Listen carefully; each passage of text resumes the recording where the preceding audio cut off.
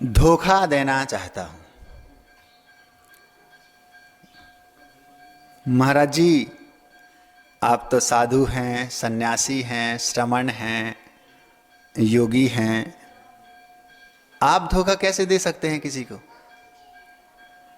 और दूसरी बात, धोखा देना तो बुरी बात है। ये तो शब्द ही आपकी डिक्शनरी में नहीं होना चाहिए कि मैं धोखा देना चाहता हूं। और वैसे भी आप एक बार धोखा तो दे ही चुके हैं। परिजनों ने जब जन्म हुआ तो अच्छी शिक्षा दी, खिलाया, पिलाया, पढ़ाया, लिखाया, लाखों रुपए खर्च करके इतना 20-25 वर्ष का कर दिया। सोचा होगा कि विवाह करेंगे, बहू आएगी, नाती पोते होंगे, और पता नहीं कितने लंबे चौड़े अरमान उन्होंने, आशाएं, उम्मीदें बांधी होंगी, सोची समझी होंगी। लेकिन आपने धोखा दिया और निकल लिए। आप धोखा तो दे ही चुके हैं। इसको हम धोखा नहीं मानते। अगर ये धोखा है तो ये धोखा तो हमारे गुरुदेव ने भी दिया है। अगर इसको हम धोखा बोलेंगे तो इस सदी के महानतम दिगंबर आचार्य भगवान गुरुदेव विद्यासागर जी महाराज ने भी ये धोखा दिया है। उनके भाई पूज्य निर्यापक श्रमण श्री योग सागर जी, निर्यापक श्रमण श्री समय सागर जी, और मंच पर जितने महाराज बैठे हैं, फिर तो सब धोखे वाले हो जाएंगे। इसको धोखा हम कह नहीं सकते।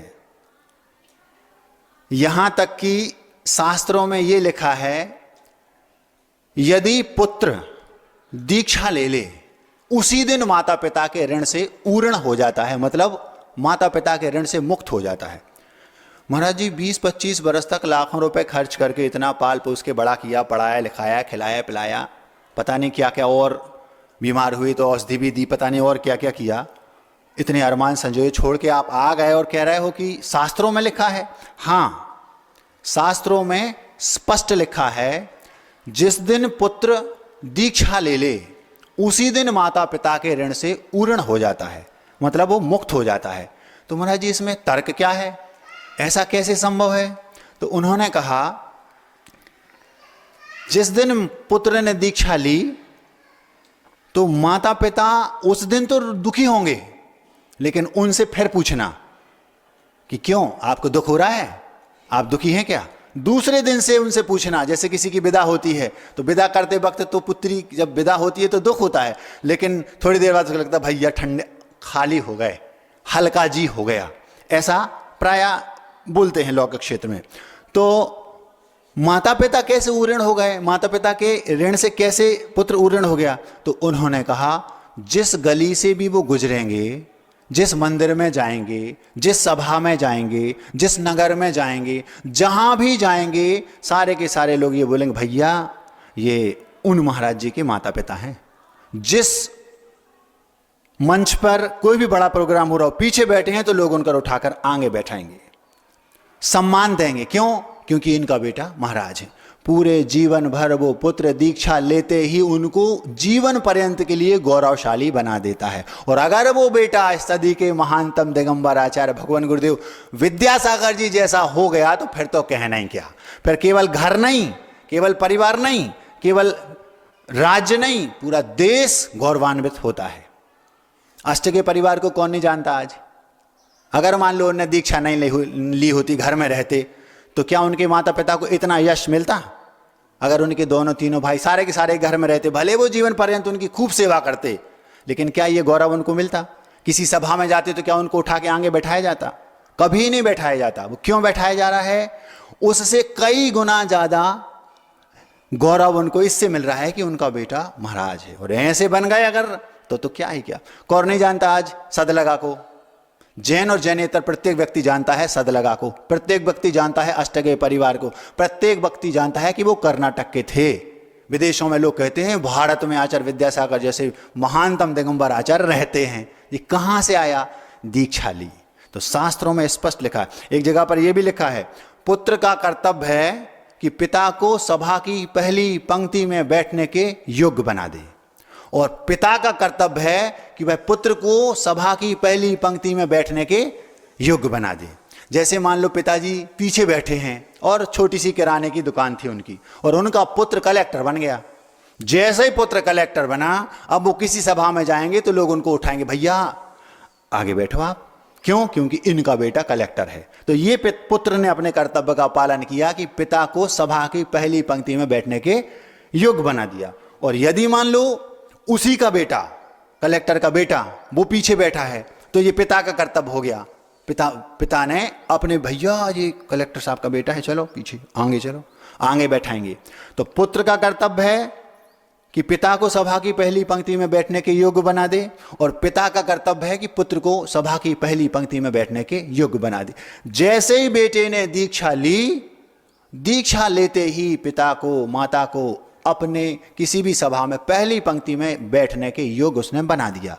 तो धोखा देना हम इसको नहीं बोल सकते, बल्कि गौरव दिया उनको। अगर वो ऐसा नहीं करता तो उनको ये गौरव प्राप्त नहीं होता। ये शास्त्रों में लिखा। एक और दूसरी बात लिखी, जैसे ये लिखा कि माता पिता के ऋण से उसी क्षण उऋण हो गया, मुक्त हो गया, वैसे ही गुरु के ऋण से भी मुक्त हो सकता है शिष्य। गुरु ने शिष्य को दीक्षा दी, शिक्षा दी, शिक्षा दीक्षा देकर गुरु ने शिष्य पर को अपना ऋणी बना लिया। और जैसे दीक्षा लेते ही माता पिता के ऋण से ऋण मुक्त हो गया, ऐसे ही गुरु की जीवन पर्यंत अक्षरशः आज्ञा का पालन करके वो शिष्य अपने गुरु के ऋण से भी मुक्त हो सकता है। अगर आप किसी के शिष्य हैं तो उन गुरु की जीवन पर्यंत अक्षरशः उनकी आज्ञा का पालन करो। एक बार गुरुदेव से किसी ने पूछा, आचार्य श्री जी आपने ये हर एक शिष्य को सिखाया कि शिष्य को अपने गुरु की आज्ञा का अक्षरशः जीवन पर्यंत पालन करना चाहिए, तो फिर आचार्य श्री जो कई ऐसे आपके शिष्य हैं जो छोड़कर चले गए, कई लोग आपकी आज्ञा का पालन नहीं करते, तो आचार्य श्री ये तो गड़बड़ है। तो आचार्य श्री बोले, कुम्हार को देखा है? बोले जी। तो बोले कुम्हार घड़े बनाता है तो 2-4 घड़े फूट भी जाते हैं, 100 घड़े बनाए तो 2-4 चटके निकल गए, तो अगर 2-4 चटके निकल गए तो क्या घड़े बनाना बंद कर देगा? बोले नहीं। तो ऐसा ही जो भी गुरु होते हैं, सैकड़ों शिष्यों को दीक्षा दी, अगर 2-4 शिष्य ऐसे निकल गए जो आज्ञा में नहीं रहते, बाहर हैं, धोखा दे दिया, गुरु को शिष्य ने धोखा दे दिया, तो क्या गुरु शिष्य बनाना बंद कर देंगे? बोले उन 100 मटकों में, 100 घड़ों में, 100 कुंभों में 10-20, 2-5 घड़े चटके टूटे फूटे निकल जाते हैं जो बहुत कम पैसों में बिकते हैं अथवा खप्पर बनाने के काम आते हैं कुछ घड़े। लेकिन कुछ घड़े ऐसे निकलते हैं मुंह मांगे भाव बिकते हैं, मुंह मांगे। बोले जैसे पूज्य निर्यापक श्रमण श्री योग सागर जी, निर्यापक श्रमण श्री समय सागर जी, सुधा सागर जी, प्रमाण सागर जी, प्रणम्य सागर जी, वीर सागर जी, ऐसे और भी कई सारे साधु हैं। ये कैसे आए? समता सागर जी, ये कहाँ से आए? तो ये वो ही हैं। बोले हम अगर बनाना बंद कर देंगे तो ये जो अपने मुंह मांगे मूल बिकने वाले मटके हैं, ये कहाँ से आएंगे? वहीं से तो आए। तो मैं धोखा देना चाहता हूं, जिसे आप धोखा कह रहे हैं कि यहां आ गया छोड़कर, वो धोखा नहीं है। क्यों? क्योंकि शास्त्रों के अनुसार मैं चल रहा हूं।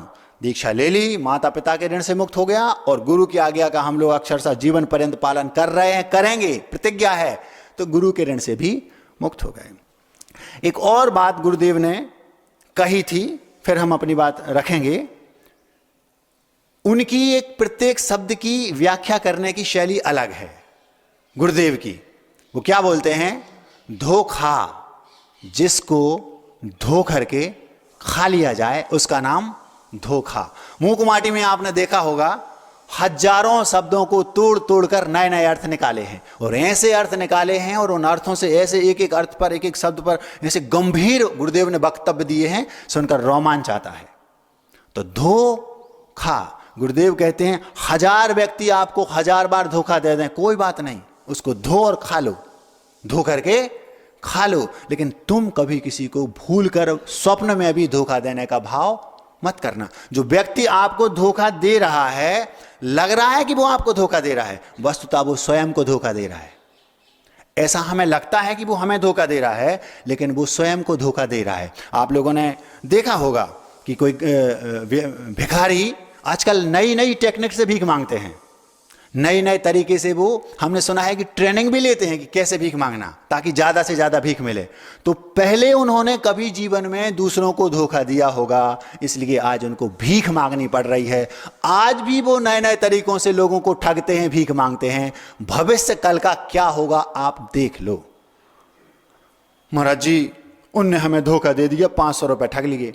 उसने आपको नहीं दिया, खुद को धोखा दिया है। तुम्हारे 500 में तुम्हारा तो कोई नुकसान नहीं होगा, लेकिन जिसने तुम्हें धोखा दिया है ना, पिछले जन्म में दिया था तो इस भाव में भीख मांग रहा है और इस भाव में दे रहा है तो पता नहीं कहां जाएगा। इससे भी गया बीता होगा।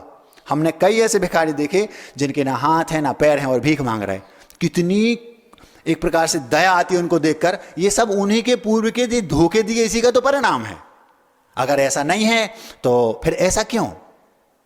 नरक में रहे, नरक से आए तो यहां बिना हाथ बिना पैर के हैं और भीख मांग रहे, और वो भी ठग रहा है। उसमें भी तकनीक नई नई लगा लगा के ठग रहा है। बड़ा आश्चर्य होता है कि ये जीवन जी तो रहे हैं, लेकिन ये नहीं समझ पा रहे कि आखिर ऐसा हमारे साथ क्यों हो रहा है। अगर एक बार ये बात उन्हें समझ में आ जाए कि हमारे साथ आखिर ऐसा क्यों हो रहा है, तो हो सकता है कि उन्हें संभलने का, सोचने का मौका मिलेंगे, लेकिन नहीं कर पाते। मैं धोखा देना चाहता हूं। कल की बात है, पिछी परिवर्तन था, कल नहीं परसों। तो 20 लोगों की लिस्ट थी, महाराज हमें पीछी चाहिए, महाराज हमें पीछी चाहिए, महाराज हमें पीछी चाहिए। अब एक अनार और 100 बीमार। अनार है एक और बीमार हैं 100, तो दे तो पाएंगे किसी एक को। तो जिसको एक को दे दी, जो 99 है वो कह रहा है महाराज धोखा दे दिया। अब इसको भी आप धोखा कह सकते हैं, लेकिन धोखा नहीं है वो, क्योंकि उद्देश्य नहीं है ना धोखा देना। तो जैसे महाराज जी ने कल कहा था कि 18 वर्ष से वो लगा था, पीछे पड़ा था, धोखा नहीं दे रहे थे। वक्त सही आने दो, मिल जाएगी। तो हमने वहां किसी को धोखा नहीं दिया, ना घर से यहां आए तो किसी को धोखा दिया, और ना पीछे कई लोगों को दी तो धोखा दिया। वस्तुतः ये धोखा नहीं है। सामान्य लौकिक जीवन में देखा जाता है, मित्र को धोखा दे देता है, शिष्य गुरु को धोखा दे देता है, एक पार्टनर अपने पार्टनर को धोखा दे देता है, और यहां तक भी देखा गया कि भाई को भी धोखा दे देता है। बाप बड़ा ना भैया, सबसे बड़ा रुपया।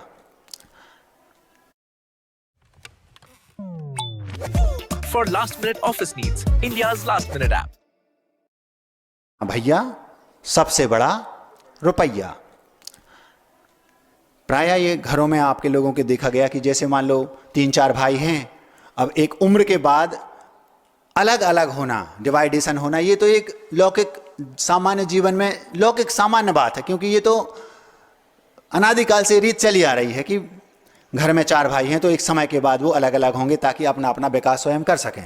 अब मान लो 2-3 भाई हैं और 2-3 भाइयों में बंटवारा होना है, तो ये भी देखा जाता है प्रायः ये 75% घरों में ऐसा होता है कि जब बंटवारा होना होता है तो उस बंटवारे में वे क्या करेंगे कि जो चीज़ ओपन है उसका तो बंटवारा हो गया, लेकिन उसमें कई भाई अपने भाइयों को धोखा दे देते हैं। कैसे?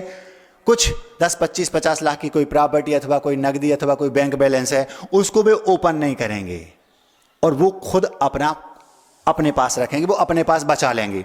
और जो 2 भाई हैं उनमें केवल उतना बटेगा जितना ओपन है, सबके सामने बाहर है। माना कि 50 करोड़ की संपत्ति है, 60 करोड़ की है तो 20-20 करोड़ की बच गई, लेकिन एक 5 करोड़ की सेपरेट अलग रखी थी, वो किसी को नहीं बताई और खुद गपा गए। गपाना समझते हो? डकारना, खुद खा गए। इस फितूरी में वे भाई ना रहें जिनने 5 करोड़ गपा लिए कि हमने उनको धोखा दे दिया और किसी को पता नहीं है। कभी भी इसको बोलते हैं भैया बांट। भैया बांट का पैसा कभी भी 2-5 साल से ज़्यादा पचता नहीं, ध्यान रखना। या तो वो दिवालियापन के रूप में निकल जाएगा। अगर पैसे की आपका पुण्य पूर्व का ऐसा है कि पैसे में आपको घाटा नहीं लगना, तो शारीरिक रूप से बड़े बड़े रोग होकर निकल जाएगा। और यदि ऐसा भी नहीं तो पुत्र संतान ऐसी होंगी कि वो बर्बाद कर देंगी। ये मैं अनुभव के आधार पर बता रहा हूँ। एक बहुत अच्छी और शिक्षाप्रद मोरल बात है। अभी अभी की बात है, मुश्किल से 10-12 वर्ष पुरानी। क्या होना चाहिए वो बता रहा हूं। होना ये चाहिए, 4 भाई थे। जब उनके पिता का देहावसान हो गया तो जो समाज के लोग थे उन लोगों ने सबने कहा, भैया कक्का जो होते ना गांव के मुखिया, भैया हम लोगों को अलग अलग होना है, बंटवारा होना है, आप लोग थोड़ा इकट्ठा होके समाज के जो अध्यक्ष वगैरह थे उनको बैठाया, थोड़ा हम लोगों का बंटवारा कर दो। तो उन्होंने कहा ठीक है। तो सारे लोग एक जगह पर आकर एकत्रित हो गए, 2 5 10 जो मुखिया लोग थे, समझदार थे, और वो बंटवारा करने के लिए, बोलो बताओ क्या करना है। बोले हमारी ये संपत्ति है, इसका बंटवारा सब आप लोग कर दो, हम चारों भाइयों में। तो जो सबसे छोटा भाई था, चारों भाई वहीं बैठे थे, तो उन्होंने कहा, जो मुखिया थे उस बंटवारा करने वालों में जो मुख्य थे, प्रमुख व्यक्ति, वो बोलते हैं सुनो एक काम करते हैं, सारी संपत्ति को हमें बताओ, एक कागज पे लिखते हैं और हम पूरी संपत्ति का 1 रुपया बनाते हैं और 4 चवन्नी बराबर बराबर बना देते हैं। चवन्नी मतलब 1/4 कर देंगे पूरे का, जितनी भी संपत्ति है, कितने घर हैं, कितने मकान हैं, कितनी दुकान है, कितना पैसा संपत्ति, सब हमें बताओ। तो कागज पे लिखेंगे और 4 हिस्से कर देते हैं, और बोले 4 चवन्नी बनाते हैं, एक एक सबको बांट देंगे। इतना सुना और सबसे छोटा भाई उठा और जाके अपने घर में कक्ष में सो गया। तो सब बोले यार भैया इसलिए बुलाया था क्या हमें? हमने तो आपने तो हमें इसलिए बुलाया था कि आप बंटवारा कर दो, और हमें बुला के आप भाग रहे हो, ऐसा थोड़ी होता है। गुस्से में चले गए, रूठ गए, बुला के लाए। बोले बताओ तुम क्यों रूठ गए? अगर तुम्हारी कोई विशेष डिमांड है, तुम्हें कुछ चाहिए है, तो मुंह से बोलो कि हमें भैया ये चाहिए, तो कम से कम अपनी बात तो रखो। बोले भैया कक्का हम गुस्से में नहीं गए। तो कैसे गए? हम गुस्से में नहीं गए, हम तो आपकी बात सुनकर चले गए। क्या सुना आपने? हमने ये सुना, आपने कहा कि हम 1 रुपया बनाएंगे पूरी संपत्ति का और उसके 4 हिस्से करेंगे, 4 चवन्नी बनाएंगे।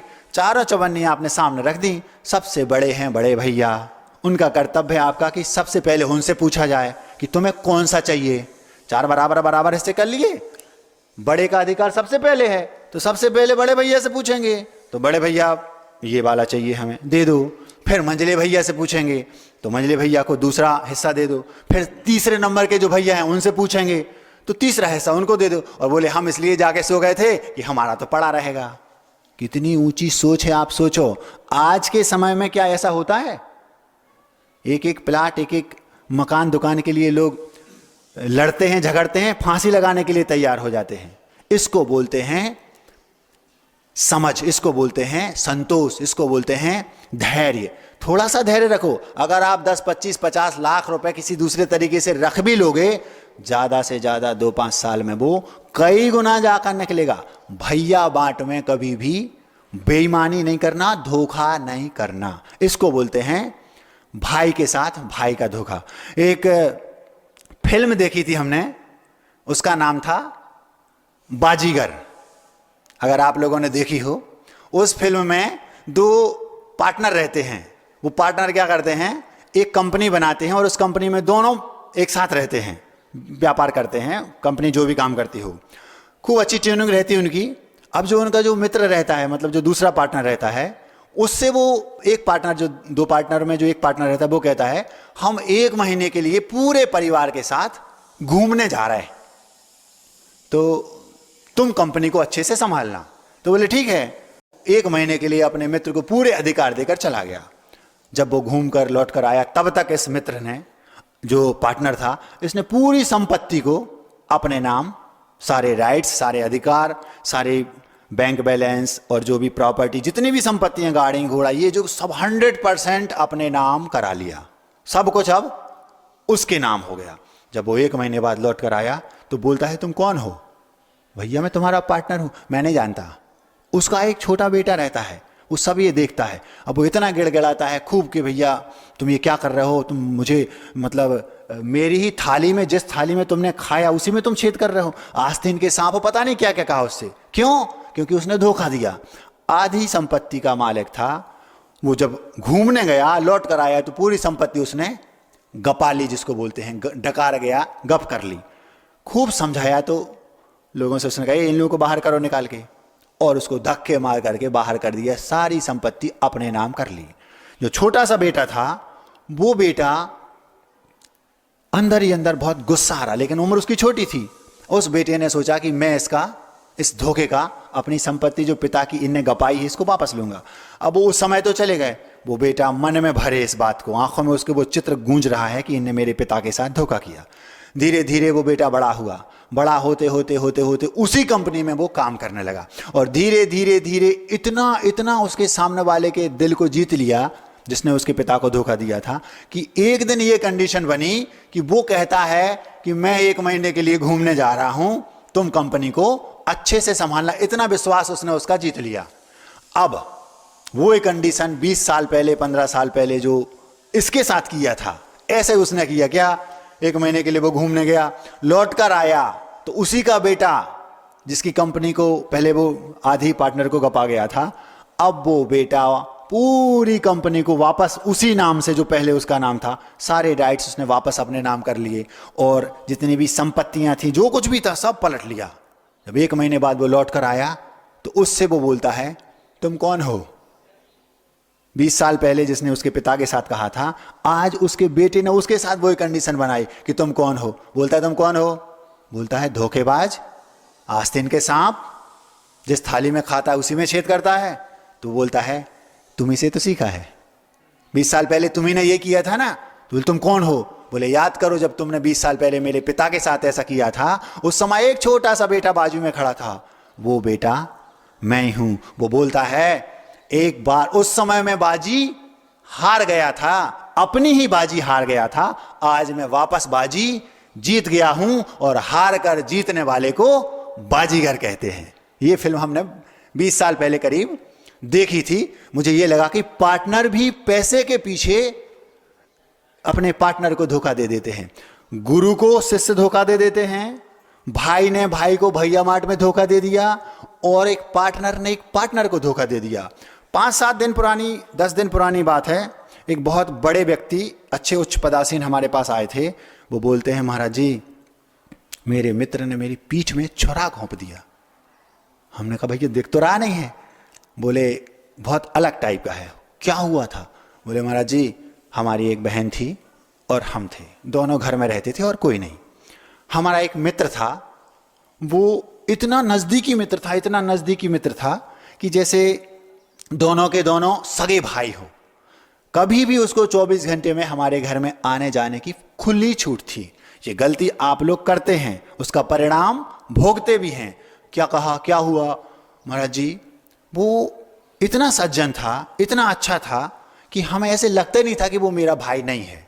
यहां तक कि मैंने ये सोच लिया था कि अपनी बहन का विवाह मैं इसी से करूंगा, लेकिन मैं मन से तो सोचा, लेकिन मैं इसको मुंह से बोल नहीं पाया। इसके बीच में एक घटना घट गई। क्या हुआ? महाराज जी मैं उससे ये बात बोल पाता, मैं उसके सामने ये बात रख पाता कि तुम हमारी बहन से विवाह कर लो और तुम हमारे अभी मित्र हो, हम तुम्हें इतने अच्छे मित्र हो, हमारे इतने नज़दीकी इतने अजीज मित्र हो कि हम ये चाहते हैं कि हम इस मित्रता को रिश्तेदारी में बदल लें, ये हमारी सोच है। तो ये मैं कह नहीं पाया उससे। उससे पहले ही महाराज जी वो मेरी बहन को लेकर के भाग गया और उसने भाग कर शादी कर ली। उसने महाराज जी छाती में छुरा घोंपा है।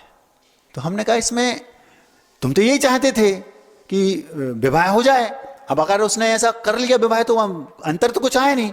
महाराज जी वो बात अलग थी और ये बात अलग है। मैं स्वयं चाह रहा था कि ऐसा हो जाए, अगर ऐसा हो जाता तो मुझे खुशी होती, लेकिन उसने ऐसा किया है, जीवन भर के लिए मेरे दिल में टीस भर दी। तो हमने महाराज जी 2-3 वर्ष तक तो बात ही नहीं की, लेकिन अब चूंकि बहन तो अपनी है तो मजबूरन वो आते हैं, बात होती है, लेकिन महाराज जी वो बात नहीं रही। अब क्या है? अब महाराज जी हम ये सोचते हैं यद्यपि मेरी आपसे कोई अनबन नहीं है। क्या सोचता हूं अब ये सोचता हूं कि यद्यपि मेरी आपसे कोई अनबन नहीं है। वो जो बहन के जो मतलब जो मित्र था, जो बहन के हस्बैंड हैं, वो आते तो हैं घर में, बात भी होती है, लेकिन सामान्य हम उनको थोड़ा सा सम्मान देते हैं जितना यथायोग्य बस, लेकिन ना कोई मित्रता जैसी बात और ना कोई अंदर से कोई उत्साह। तो क्या करते हैं, क्या सोचते हैं? यद्यपि मेरी उनसे कोई अनबन नहीं है, लेकिन अब पहले जैसा मन नहीं है।